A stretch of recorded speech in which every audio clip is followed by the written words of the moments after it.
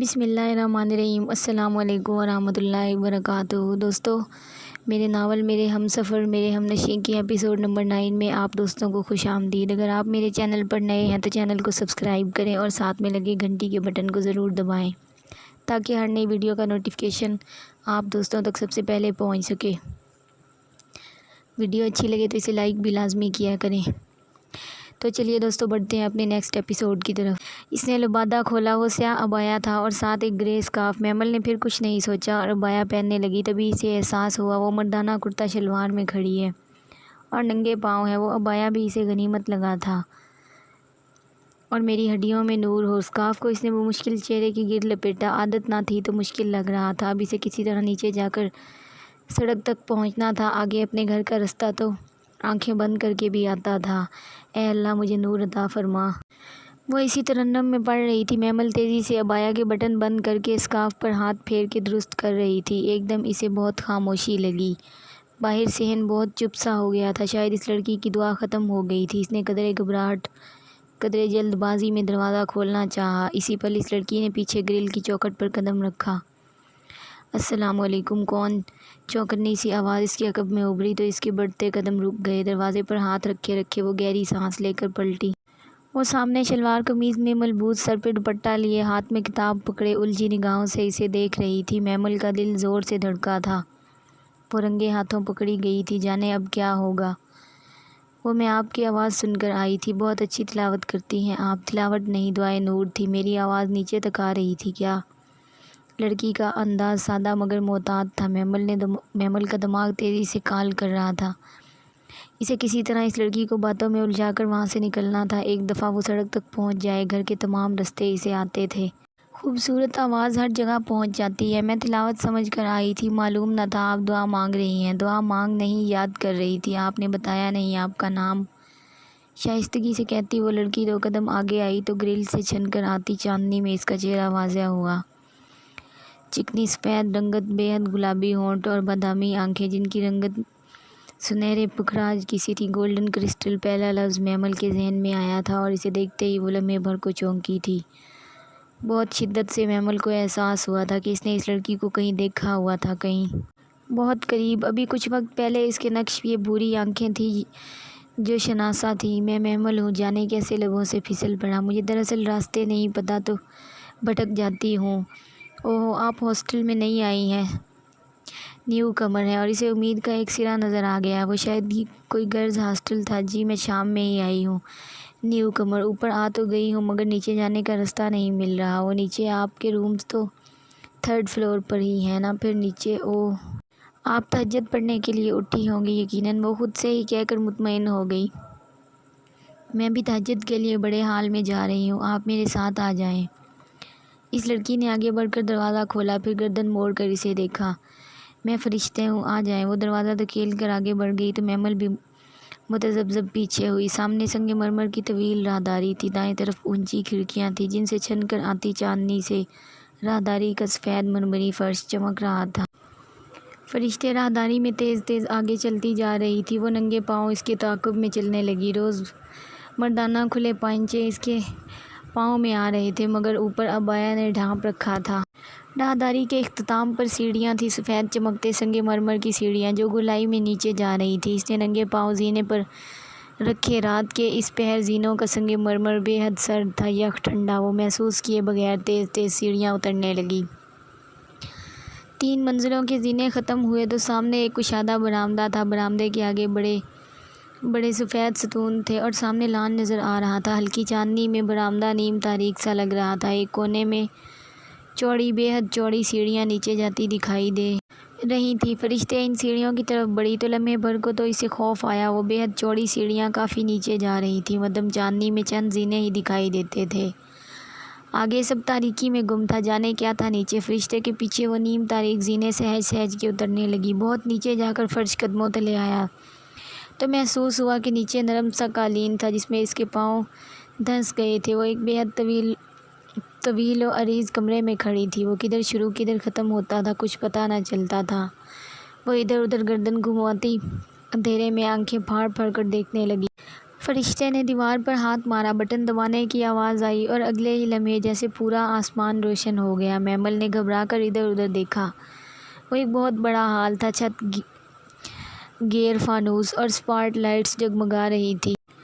Hall 6 اونچے ستونوں پہ کھڑا تھا، بے حد سفید ستون، دیواریں روشنیوں سے جگمگاتی، اونچی چھت اور دیواروں میں اونچی گلاس ونڈوز۔ وضو کی جگہ وہ سامنے ہے۔ فرشتے نے اپنے دوپٹے کو پن لگاتے ہوئے ایک طرف اشارہ کیا تو وہ جیسے چونکی، پھر سر ہلا کر اس طرف گئی۔ وضو کی جگہ نیم تاریک تھی، سنگ مرمر کی چوکیاں اور سامنے ٹوٹیاں، ایک ایک ٹائل چمک رہی تھی۔ وہ ہر شے کو ستائش سے دیکھتی ایک چوکی پر بیٹھ گئی اور جھک کر ٹوٹی کھولی۔ فواد اور وہ ASP میمل ابراہیم کو سب فراموش ہو چکا تھا۔ سفید کھلے دروازے سے فرشتے نے جھانکا۔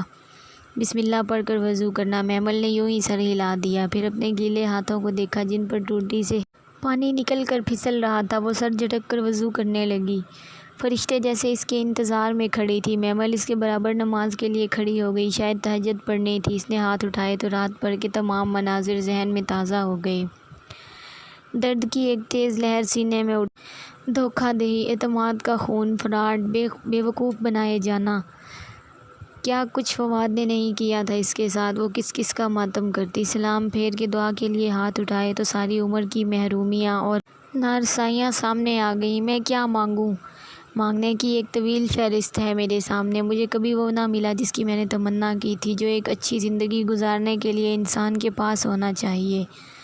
مجھے کبھی بھی وہ نہ ملا جو لوگ جمع کرتے ہیں۔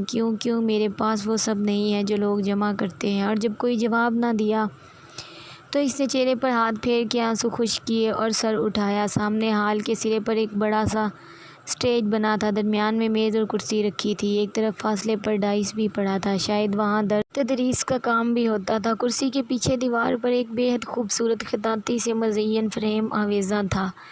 اس پر سرسری سی نگاہ ڈالتی ایک دم ٹھٹک کر رکی۔ خوبصورت عربی کے نیچے اردو میں خوش خط لکھا تھا، بس لوگوں کو چاہیے اسی میں خوشی منائیں۔ قرآن ان سب چیزوں سے بہتر ہے جنہیں لوگ جمع کر رہے ہیں۔ سورہ یونس آیت نمبر 58۔ وہ یکلخت چونکی۔ کیا دیکھ رہی ہو میمل؟ فرشتے بغور اسے دیکھ رہی تھی۔ یہی کہ میں نے ابھی کچھ ایسا سوچا تھا جو ادھر لکھا ہے۔ کتنا عجیب اتفاق ہے نا؟ اتفاق کی کیا بات ہے؟ یہ فریم اسی لیے تو ادھر لگا تھا کیونکہ تم نے آج صبح یہی بات سوچنی تھی، مگر فریم لگانے والے کو تو علم نہیں تھا کہ میں یہی سوچوں گی، لیکن اس آیت کے اتارنے والے کو تو تھا نا۔ وہ چونک کر اسے دیکھنے لگی۔ کیا مطلب؟ جس نے قرآن اتارا ہے وہ جانتا ہے تم نے کب کیا سوچنا ہے، اور یہ تمہاری سوچ کا جواب ہے۔ نہیں، اس نے شانے اچکائے، میری سوچ کا اس سے کوئی تعلق نہیں، میں تو بہت کچھ سوچتی رہتی ہوں۔ مثلاً کیا؟ وہ دونوں دو زانو ہو کر بیٹھی تھیں اور فرشتے بہت نرمی سے بالکل اسے دیکھ رہی تھی۔ یہی کہ اچانک کسی بے قصور آدمی پہ مصیبت کیوں آ جاتی ہے؟ غلط، بالکل غلط۔ میں نہیں مانتی۔ وہ جیسے بھڑک اٹھی۔ ایک لڑکی کو اس کا تایا زاد پرپوز کرنے کے بہانے ڈنر کا جھانسا دے کر، خوب بننے سنورنے کا کہہ کر، اپنے کسی عیاش دوست کے گھر جا کر ایک رات کے لیے بیچ آئے۔ یہ خواہ کا ظلم، خواہ کی مصیبت نہیں کیا؟ نہیں، میمل نے بے یقینی سے پلکیں جھپکائیں۔ ہاں، قطعاً نہیں۔ اسی صورتحال سے بچنے کے لیے تو اللہ تعالیٰ نے بہت پہلے بتا دیا تھا۔ یقیناً اس لڑکی کو علم ہوگا کہ اسے ایک نامحرم کے لیے تیار نہیں ہونا چاہیے، اس کے ساتھ ڈنر پر نہیں جانا چاہیے۔ کزن بھی تو نامحرم ہے، اور اسے یہ بھی پتہ ہوگا کہ اسے اپنا چہرہ ایسے ڈھکنا چاہیے کہ کسی نامحرم کی بالفرض کزن کو بھی علم نہ ہو سکے کہ وہ اتنی خوبصورت ہے کہ وہ اسے بیچنے کا سوچے۔ اب یہ بتاؤ، ظلم ہے یا اس کے اپنے ہاتھوں کی کمائی؟ وہ دھواں ہوتے چہرے کے ساتھ بنا پلک جھپکے فرشتے کو دیکھ رہی تھی، اور یقیناً اپنے کزن کے جھانسے میں آنے سے پہلے اللہ کے حکم سے کسی نے اسے خبردار ضرور کیا ہوگا، اس کے ضمیر نے یا شاید کسی انسان نے، مگر اس نے پھر بھی نہیں سنا، اور اس کے باوجود اللہ تعالیٰ اسے عزت اور حفاظت سے رکھے۔ یہ تو اللہ تعالیٰ کا بہت بڑا احسان ہے۔ ہم اتنے بے قصور ہوتے نہیں میمل جتنا ہم خود کو سمجھتے ہیں، وہ کہے جا رہی تھی، اور اس کے ذہن میں دھماکے ہو رہے تھے۔ چچاؤں کا قطعیت سے فواد کے آفس میں کام کرنے سے روکنا، حسن کے الفاظ اور وہ تنبیہ جو سدرا کی منگنی والے روز اس نے کی تھی۔ اس نے اپنی دائیں کلائی دیکھی، اس پر مندمل ہوئے زخم کے نشان تھے۔ وہاں حسن نے اسے خبردار کیا تھا۔ میں فرشتے، میں واقعی مجھے اپنی نادانیوں پر کسی کو گواہ نہیں بناتے میمل، چلو فجر کی اذان ہو رہی ہے، نماز پڑھتے ہیں۔ آگے ہی کا آئینہ بہت بھیانک تصور پیش کر رہا تھا۔ اسے ایک ایک کر کے تمام باتیں پھر سے یاد آنے لگی۔ فرشتے ٹھیک کہہ رہی تھی، سب سے زیادہ قصور تو خود اسی کا تھا۔ وہ آخر فواد کی گاڑی میں بیٹھی ہی کیوں تھی؟ اس نے دل اور مصحف میں سے دل کا انتخاب کیوں کیا تھا؟ اس نے بھیگی آنکھیں اٹھائیں۔ فرشتے اسی سکون سے رکوع میں کھڑی تھی اور سامنے وہی الفاظ چمک رہے تھے، قرآن ان سب چیزوں سے بہتر ہے جنہیں لوگ جمع کر رہے ہیں۔ اس کا دل رو دیا تھا۔ کیسے ڈٹائی سے اس نے اس سیاہ فام لڑکی کو مصحف واپس کیا تھا۔ اس وقت اس کی آواز میں کیسی بے رخی تھی۔ ٹی وی پر اذان لگتی یا تلاوت ہوتی تو وہ چینل بدل دیا کرتی تھی۔ سپارے پڑھنا کتنا کٹھن لگا کرتا تھا، اور فجر تو سوائے پیپروں کے اس نے کبھی نہیں پڑھی تھی۔ اب وہی فجر پڑھنے کے لیے وہ فرشتے کے برابر کھڑی ہو گئی تھی۔ میرے اللہ مجھے گھر واپس پہنچا دے۔ اور پھر سے رو دینے کو تھی۔ مجھے تیری قسم ہے میں پھر کبھی فواد بھائی کو کہیں بھی اکیلے نہیں ملوں گی، میں قسم کھاتی ہوں، آئی سویئر۔ دعا مانگ کر قدرے پرسکون ہوئی تو چہرے پر ہاتھ پھیر کر اٹھی۔ ایک بات پوچھوں فرشتے؟ اور وہ دونوں ساتھ ساتھ حال کی سیڑھیاں چڑھ رہی تھیں۔ پوچھو۔ قسم کھانے سے اللہ مان جاتا ہے۔ قسم ناپسندیدہ چیز ہے، یہ قسمت نہیں بدلتی۔ جو ہونا ہوتا ہے وہ ہو کر رہتا ہے، اور اگر قسم کھا لی جائے تو مرتے دم تک اس کو نبھانا پڑتا ہے۔ آخری سیڑھی چڑھتے فرشتے ذرا سا چونکی۔ کوئی الٹی سیدھی قسم مت کھانا کہ یہاں سے رہائی ملنے پہ تم فلاں اور فلاں کام کرو گی۔ رہائی برآمدے کی چوکھٹ پار کرتے ہوئے محمل گڑبڑا گئی۔ دل زور سے دھڑکا۔ ہاں تمہیں گھر جانا ہے نا، میں تمہیں چھوڑ آتی ہوں۔ وہ ساکت سی اسے دیکھے جا رہی تھی۔ رک کیوں گئی؟ آؤ نا۔ آپ کو کیسے پتہ چلا؟ بات یہ ہے محمل، اول تو تہجد کے وقت یہاں کوئی عبایا پہن کر نہیں پھرتا۔ دوم یہ کہ تم نے میرا عبایا اور اسکارف پہن رکھا ہے، اور سوئم میں نے تمہیں سین پھلانگتے دیکھ لیا تھا۔ محمل نے بوکھلا کر اپنے جسم پہ موجود عبایا کو دیکھا، جس سے لمبی مردانہ شلوار کے پائنچے ذرا ذرا سے جھانک رہے تھے۔ وہ دراصل ہمایوں کی باتھ روم کی کھڑکی ہماری چھت پہ کھلتی ہے، اس نے تمہیں باتھ روم میں بند کر دیا تھا۔ میں اس سے بات کروں گی۔ اسے ایسے نہیں کرنا چاہیے تھا۔ تھوڑا سا خشک مزاج ہے مگر دل کا برا نہیں ہے۔ آؤ پھر اس کی سی شکل دیکھ کر وضاحت کی۔ ہمایوں میرا فرسٹ کزن ہے، برا آدمی نہیں ہے۔ آؤ۔ اسی پل گیٹ کسی نے زور سے بجایا، ساتھ ہی بیل بھی دی۔ فرشتے نے گہری سانس لی۔ آؤ لڑکی، اور اس کا ہاتھ پکڑ کر گیٹ تک لائی، پھر ہاتھ چھوڑ کر دروازہ کھولا۔ فرشتے ادھر۔ وہ السلام علیکم۔ اور یہ کیا غلط حرکت ہے؟ تمہیں مسئلہ اس کے کزن کے ساتھ ہے تو اس کو کیوں باتھ روم میں بند کیا تھا؟ بالکل ٹھیک کیا تھا۔ ہے کدھر وہ جواباً بگڑ کر بولا تھا۔ محمل سہم کر قدرے اوٹ میں ہو گئی۔ یہ تو وہی تھا، وہ اس کی آواز پہچانتی تھی۔ وہ میرے ساتھ ہے مگر تمہیں اسے عزت کے ساتھ پیش آنا چاہیے تھا۔ فرشتے کے لہجے میں دبی دبی سختی تھی۔ جو بھی ہے تم اسے نہیں ہمایوں، تم اسے مجرم کی طرح ٹریٹ مت کرو۔ اس کا کیا قصور ہے؟ وہ تو اپنے بھائیوں جیسے کزن پر ٹرسٹ کر کے معصومیت میں چلی آئی تھی۔ وہ حقدق سنے جا رہی تھی۔ ابھی تو فرشتے کو بالواسطہ ساری کتھا سنائی تھی، اور تب فرشتے فواد کو نامحرم کہہ رہی تھی، اور اب ہمایوں کے سامنے اس کی نادانیوں پر کیسے پردہ ڈال رہی تھی۔ اس کا قصور یہ ہے کہ یہ فواد کریم کی کزن ہے، اسے لے کر آؤ۔ اب کہ ہمایوں داؤد کا لہجہ متوازن تھا، فرشتے اسے راستہ دینے کے لیے چوکھٹ پار کر کے باہر چلی گئی تو وہ دھڑکتے دل کے ساتھ گیٹ کی اوٹ سے نکلی۔ سامنے ہی وہ کھڑا تھا، یونیفارم میں ملبوس، مکمل طور پر تیار کھڑا، تیور اور ماتھے پر بال لیے۔ جب میں نے بکواس کی تھی کہ وہاں رہو تو تم نے قدم کیوں باہر نکالا؟ نوکر نہیں ہوں میں آپ کی جو آپ کا حکم مانوں۔ آپ ہیں کون مجھے حکم دینے والے؟ ہاں، جب وہ بھی جواباً گررائی تھی۔ ورڈ تم زبان سنبھال کر بات کریں ایس پی صاحب، میں مسجد میں کھڑی ہوں اور اب آپ کا مجھ پر کوئی زور نہیں ہے۔ اس نے گیٹ کا کنارہ مضبوطی سے پکڑ رکھا تھا۔ تم وہ کچھ سخت کہتے کہتے ضبط کر گیا، پھر فرشتے کی طرف پلٹا جو خاموشی سے سب دیکھ رہی تھی۔ اس سے کہو میرے ساتھ آئے، میں اس کا دشمن نہیں ہوں۔ فرشتے نے خاموشی سے ہمایوں کی بات سنی، اور جب وہ چپ ہوا تو وہ محمل کی طرف مڑی۔ وہ اس کے ساتھ چلی جاؤ، یہ تمہارا دشمن نہیں ہے۔ مجھے ان پر رتی برابر بھروسہ نہیں ہے، ہونا بھی نہیں چاہیے، مگر تمہارے تنہا گھر جانے اور پولیس موبائل میں جانے میں فرق ہوگا۔ آگے تم اپنے فیصلوں میں آزاد ہو۔ بات کچھ ایسی تھی کہ وہ خاموش سی ہو گئی۔ ٹھیک ہے، آئیں۔ اس نے باہر قدم رکھے، پھر پلٹ کر فرشتے کو دیکھا جو گیٹ کے ساتھ سینے پر ہاتھ باندھے کھڑی تھی۔ اس کی پشت پر وہ عالیشان 3 منزلہ عمارت تھی۔ اس کے اونچے سفید ستون تھے۔ پھر ہم کہاں جا رہے ہیں؟ تھانے۔ مگر مجھے گھر۔ بی بی مجھے بحث پسند نہیں ہے، خاموش رہو۔ اس کو جھڑک کر ہمایوں نے سپیڈ اور بڑھا دی۔ وہ نم آنکھوں سے سامنے سڑک کو دیکھنے لگی، جانے اس کی قسمت اس کو اب کیا کیا دکھانے والی تھی۔ آج آغا ابراہیم کی عالی شان محل نما کوٹھی کے لان میں صبح سے ہی سب جمع تھے۔ آغا ابراہیم چہرے پہ ڈھیروں غیظ و غضب لیے پر رعونت انداز میں کرسی پر براجمان تھے۔ مہتاب تائی، فضا چاچی اور نائمہ چاچی بھی پاس ہی کرسیوں پر بیٹھی تھیں، معنی خیزی سے مدھم سرگوشیاں کر رہی تھیں۔ غفران چچا اور اسد چچا بھی پاس ہی پریشان بیٹھے تھے۔ برآمدے کی مختصر زینے پر آرزو بیٹھی تھی، گھٹنوں پہ پلیٹ رکھے۔ وہ اپنی ازلی بے نیازی سے ٹوسٹ پر جیم لگا رہی تھی۔ اس کے پیچھے برآمدے میں بچھی کرسیوں پہ باقی لڑکیاں بیٹھی خسر پسر کر رہی تھیں۔ حسن مضطرب سا گھاس پر ٹہل رہا تھا، بار بار اپنے سیل پر کوئی نمبر پریس کرتا۔ وہ جھنجھلا رہا تھا۔ وسیم اپنے کمرے میں تھا اور فواد آغا جان کے برابر کرسی پہ بیٹھا سرسری سا اخبار کا مطالعہ کر رہا تھا، گاہے بگاہے سر اٹھا کر سب کے چہروں کے تاثرات دیکھتا۔ اس کے انداز میں اطمینان و سرشاری تھی۔ بس ایک مسرت تھی جو کچن میں کرسی پہ بیٹھی خاموش آنسو بہا رہی تھی۔ اس کی ساری زندگی کی ریاضت رائے گاں گئی تھی۔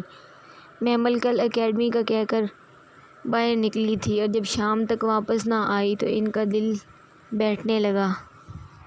کتنے نوافل پڑھ ڈالے، کتنی دعائیں مانگی، مگر وہ واپس نہیں آئی۔ یہ بات چھپنے والی کہاں تھی؟ بھلا سب کو خبر ہو ہی گئی۔ آغا جان تو سراپا غیظ و غضب بن گئے تھے۔ تھانے جانے کی بات کی تو فواد نے ہی انہیں سمجھایا کہ گھر کی عزت داؤ پر لگانے کا فائدہ، تھوڑی دیر مزید انتظار کر لیتے ہیں۔ حسن اور اسد چچا ساری رات اسے ہسپتالوں، مردہ خانوں اور سڑکوں پر تلاشتے رہے تھے، مگر جب 3 بجے کے قریب ناکام گھر واپس لوٹے تو گھر میں جیسے صف ماتم بچھ گیا تھا۔ عورتوں کی معنی خیز نگاہیں، مردوں کے ملامت بھرے فکرے مسرت کو اپنی روح میں گڑتی محسوس ہوئی تھی۔ وہ اسی وقت سے روئے چلی جا رہی تھی۔ کوئی صفائی، کوئی دہائی نہیں، بس لبوں پر ایک دعا، محمل کی لاش کسی ندے نالی یا کسی ہسپتال سے مل جائے، وہ نہ ہو جو ان کی ساری محنت، ساری ریاضت رائے گاں جائے۔ بھاگ گئی کسی کے ساتھ؟ ارے میں تو پہلے ہی کہتی تھی۔ صبح کا سورج طلوع ہونے لگا تھا جب تائی مہتاب کی آواز کچن میں سنائی دی تھی۔ شک تو مجھے بھی ہے، نائمہ چاچی نے بلند سرگوشی کی۔ وہ سب رات سے جاگ رہے تھے، البتہ حسن کے علاوہ دوسرے لڑکے لڑکیاں بھرپور نیند لے کر ابھی بیدار ہوئے تھے۔ بس آغا جان ایک دم دھاڑے۔ اندر کچن میں روتی مسرت نے ایک دم دہل کر بھیگا چہرہ اٹھایا۔ سب نے چونک کر آغا جان کو دیکھا، جن کا سرخ و سفید چہرہ غصے سے تمتما رہا تھا۔ اب اگر وہ زندہ اس دہلیز پر آئی تو میں اسے زندہ یہیں گاڑ دوں گا، سن لیا سب نے؟ ارے ایسی بیٹیوں کا تو پیدا ہوتے ہی گلا گھونٹ دینا چاہیے۔ ابراہیم اس کو بھی ساتھ لے کر مرتا، ہماری عزت داغدار کرنے کے لیے چھوڑ گیا اسے۔ توبہ توبہ! ضرور کسی کے ساتھ چکر تھا۔ قرآن اٹھا کر چھت پر جاتی تھی تاکہ ہمیں اس پر شک نہ ہو، اسی لیے تو میں نے اس دن کہا تھا، مگر کوئی سنے تو نہ۔ تائی مہتاب کو اپنا غم یاد آ گیا تھا۔ مسرت کا دل ڈوبتا چلا گیا۔ تم مر جاؤ محمل، خدارا مر جاؤ، مگر واپس نہ آؤ۔ ان کا دل زور سے چلا اٹھا۔ آج کے بعد کوئی اس کا نام اس گھر میں نہیں لے گا۔ اور اگر آغا جان کی بات ادھوری رہ گئی؟ کسی نے زور سے گیٹ پر دستک دی تھی۔ سب نے چونک کر گیٹ کو دیکھا، یہاں تک کہ برآمدے کے زینے پر بیٹھی آرزو نے بھی اپنا سر اٹھایا۔ مسرت دھڑکتے دل کے ساتھ کھڑکی میں آ کھڑی ہوئی۔ صبح کے 7 بجے پہلے تو کبھی ایسے دستک نہیں ہوئی تھی۔ حسن دروازہ کھولو، اسد چچا نے کہا تو حسن نے آگے بڑھ کر گیٹ کے چھوٹے دروازے کا ہک کھولا اور پیچھے ہوا۔ دروازہ کھلتا چلا گیا۔ ایک مرمری سفید ہاتھ دروازے پر دھرا اور پھر چوکھٹ پہ اندر آتے سفید ننگے پاؤں دکھائی دیے۔ آغا جان بے چینی سے اٹھ کھڑے ہوئے، تائی باقی سب بھی ساتھ ہی اٹھے۔ سب کی نظریں گیٹ پر جمی تھیں جہاں چھوٹے دروازے کو کھول کر وہ اندر داخل ہو رہی تھی۔ سیاہ پاؤں تکاتا عبایا اور چہرے کے گرد سختی سے لپٹا سرمئی اسکارف، ننگے پاؤں سر جھکائے محمل ابراہیم نے قدم اندر رکھا۔ حسن اس سے کہو یہاں سے دفع ہو جائے ورنہ میں اس کا خون کر دوں گا۔ آغا جان زور سے دھاڑے تھے۔ ابھی اور اسی وقت یہاں سے نکل جاؤ بے شرم لڑکی، ورنہ آپ کے باپ کا گھر ہے جو نکل جاؤں۔ وہ جو سر جھکائے اندر داخل ہوئی تھی، ایک دم سر اٹھا کر بے خوفی سے غرائی کے لمحے بھر کو سب بھونچکا رہ گئے۔ تائی مہتاب نے تو ششدرسی ہو کر منہ پر ہاتھ رکھ لیا تھا۔ حسن الجھ کر محمل کو دیکھ رہا تھا اور فواد فواد اپنی جگہ ساکت رہ گیا۔ وہ اب پلٹ کر گیٹ کھول رہی تھی۔ دوسرے ہی لمحے زن سے پولیس موبائل آگے پیچھے ڈرائیو وے پہ اندر آئیں۔ کھٹاکھٹ دروازے کھلے اور سپاہی اتر کر تیزی سے ارد گرد پھیلتے چلے گئے۔ پورے گھر کی تلاشی لو، بلند حکمیہ کہتا وہ ڈرائیونگ سیٹ سے نیچے اترا، یونیفارم میں ملبوس، چہرے پر مدھم سی فاتحانہ مسکراہٹ لیے۔ وہ گھاس پہ کھڑے ان پتھر ہوئے لوگوں کے پاس آیا۔ وہ سب اتنا اچانک اور غیر متوقع تھا کہ کوئی اپنی جگہ سے ہل نہ سکا۔ فواد کو ہی سب سے پہلے ہوش آیا۔ اس کے ہاتھ میں ہتھ کڑی لگائی جا رہی تھی۔ کیا بکواس ہے! اس نے گھرا کر ہاتھ پیچھے کرنا چاہا۔ اس بکواس میں لکھا ہے کہ تمہاری ضمانت قبل از گرفتاری منسوخ ہو چکی ہے اور یہ کہ تمہیں فوری گرفتار کر کے عدالت میں پیش کیا جائے۔ مسئلہ کیا ہے آفیسر؟ کیا کیا ہے میرے بیٹے نے؟ آغا صاحب، آپ کے بیٹے نے اپنی کزن ہمایوں نے ایک نگاہ محمل پہ ڈالی جو گیٹ کے ساتھ سینے پہ ہاتھ باندھے کھڑی نفرت بھری نظروں سے فواد کو دیکھ رہی تھی۔ محمل ابراہیم کو اپنی ایک پھنسی ہوئی فائل نکلوانے کے عوض ایک رات کے لیے بیچا اور ابھی ناشتہ کرتے وہ غالباً اسی فائل کے اپروو ہونے کا انتظار کر رہے تھے۔ آپ کو غلط فہمی ہوئی ہے سر۔ میرا بیٹا، آپ کا بیٹا شمالی علاقہ جات کی لڑکیوں کے اغوا اور خرید و فروخت میں ملوث ہے۔ یہ آپ بھی جانتے ہیں اور ہم بھی۔ اس دفعہ انہوں نے چالاکی کی اپنی کزن کا سودا کر کے انہیں متعلقہ پارٹی کے پاس بھیجا۔ البتہ آپ کی بھتیجی پولیس کی حفاظت میں رہی کیونکہ وہ سب پولیس کے پلان کے تحت تھا۔ آغا فواد نے گینگ کو منظر عام پہ نہ لانے کے لیے چال تو اچھی چلی تھی مگر ہر چال کامیاب نہیں ہوتی۔ محمل کا اس ASP کے ساتھ چکر تھا۔ فواد خاموشی سے سن کر آرام سے بولا، میں نے انہیں رنگے ہاتھوں پکڑا ہے۔ اسے اب اپنے کرتوت پر پردہ ڈالنے کے لیے یہ مجھے پھنسا رہے ہیں تاکہ خاموش ہو جائیں۔ وہ پھٹ پڑی تھی۔ ایک لفظ بھی آپ نے میرے خلاف میرے متعلق بولا تو منہ نوچ لوں گی آپ کا۔ آپ نے میرے ساتھ کیا کیا آپ کو اندازہ ہے؟ ارے یہ کیا چپ رہے، میں بتاتی ہوں۔ تائی مہتاب کو جیسے ہوش آیا تھا، ایک دم سینے پر ہاتھ مارتی سامنے آئی۔ سارا فساد اسی لڑکی کا مچایا ہوا ہے۔ یہ میرے بیٹے کو پھنسا رہی ہے تاکہ اس کے کرتوت نہ کھلیں۔ پر آغا صاحب، انہوں نے تائید طلب نظروں سے آغا جان کو دیکھا اور پھر ادھر ادھر گردن گھمائی۔ سب خاموش کھڑے تھے، کسی نے ہاں یا نہ نہیں کی۔ لڑکی کا نام محمل ابراہیم ہے۔ ہمایوں نے موبائل کا بٹن دبا کر ان کے سامنے کیا۔ اسپیکر سے آواز گونجنے لگی، فواد کی آواز جو بنا دقت پہچانی جاتی تھی۔ 3 تاریخ ہفتے کی شام وہ آپ کے پاس ہوگی۔ معصوم، انچھوئی اور نوجوان ہے۔